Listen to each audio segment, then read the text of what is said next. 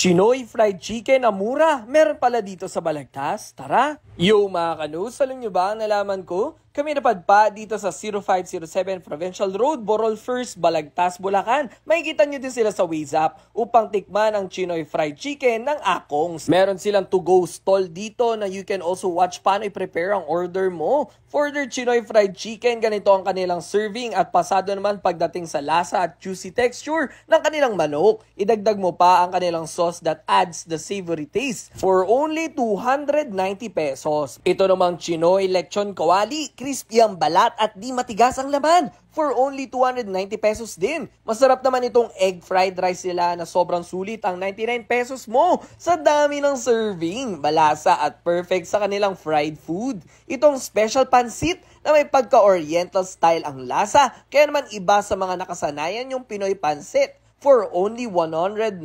pesos. Kung gusto mo naman mag-rice, meron silang quarter chicken with rice na sa halagang 119 pesos lang, busog ka na sa serving at sarap. O di ba? Mura na, sulit pa. They are open from 10 a.m. to 9 p.m. every day. So ano pang hinihintay nyo? Tara na dito sa Akongs Fried Station sa Balagtas, Bulacan. Let's go!